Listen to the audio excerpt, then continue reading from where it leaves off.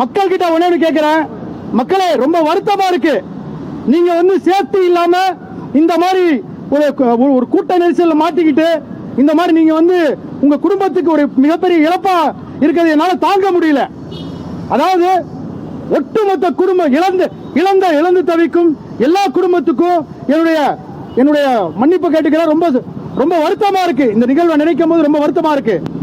All India seats of advocate Ambedkar association சார்பாக நாங்க ideal and philosophy of அம்பேத்கரை follow பண்ணக்கூடிய ஆட்கள், அவங்க சார்பாக எங்க அசோசியேஷன் சார்பாக இன்னைக்கு வந்து மெடிக்கல் எமர்ஜென்சியில இருக்க எல்லாருக்கும் எங்களால முடிஞ்ச உதவி, வழக்கறிஞர்களால முடிஞ்ச உதவி செய்யலான் இருக்கோம். அதாவது கவர்மெண்ட்டுடைய நெக்லன்சி, அதாவது கவர்மெண்ட்டுடைய ஒரு சரியான ஒரு பாதுகாப்பு இல்லாத ஒரு காவல்துறையை வச்சுக்கிட்டு, தோல்வி அடைந்த உளவுத்துறையை வச்சுக்கிட்டு இன்னைக்கு ஒட்டுமொத்த அதாவது ஒரு தலைவர் வரா அப்படின்னா தலைவர் 10,000 பேர் தான் கூட்டு வரலாம் கிடையாது.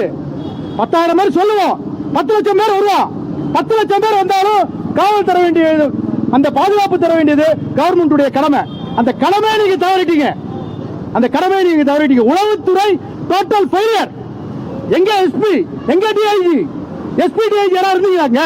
இன்னைக்கு அதிமுக திமுக விஜய் பார்ட்டிக்கு அதிகமா கூட்டம் வருதுன்னு தெரியல. அப்ப கவர்மெண்ட் ஏன் இந்த ஸ்டண்ட்? யார் உள்ள வந்தது? 1000 பேர் எக்ஸ்ட்ரா வந்து தள்ளுமுள்ளு பண்ணி கத்தி எடுத்து வெட்டி செருப்பு எடுத்து அடிச்சு, செருப்பை நீங்க ரவுண்ட் பண்ணி விஷுவல் பண்றீங்கல்ல, செருப்பு வந்து விழுதுன்ட்டு. அப்ப அவனை அடிச்சவன செருப்பு அடிச்சவன் உங்களால விஷுவல் பண்ண முடியல, ஏன் அவனை தூக்கல? இது வரைக்கும் இன்வெஸ்டிகேஷன் வளையத்துக்குள்ள வரலாம? சொல்லுங்க. சொல்ல முடியாது. ஏன்னா நம்ம தானே செஞ்சோம். அப்புறம் எப்படி சொல்ல முடியும்? காழ்ப்புணர்ச்சி, அரசியல் காழ்ப்புணர்ச்சி. அரசியல் காழ்ப்புணர்ச்சி ஸ்டேஜ்ல பேசு.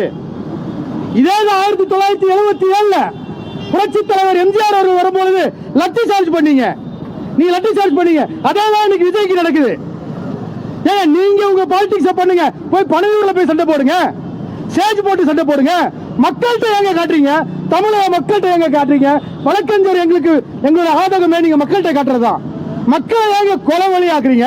இதுல ஒரு மண்ணாங்கட்டி கேம்பெயினிங் வேற. அந்த செந்தில் பாலாஜின்ற ஒரு முன்னாள் மந்திரி, அதாவது பாட்டில் ஒரு பேரை போட்டு ஹாஸ்பிட்டல்ல ஸ்டண்ட் காட்டுறாரு. என்னங்க இது? ஆம்புலன்ஸ் திமுக போட்டிருக்கீங்க. இதை விட கேவலமான விஷயம் என்னங்க இருக்கு? என்ன வந்து அங்க வந்து மந்திரிகள் அழுது நடிக்கிறீங்க? என்னங்க தமிழக மக்கள் அவ்வளவு கேவலமாயிருச்சாங்க? நீங்க பண்ற எல்லா டிராமாவும் நம்பவும் நினைக்கிறீங்க. வழக்கறிஞர் நாங்க நம்ப மாட்டோங்க. குரல் கொடுப்போங்க.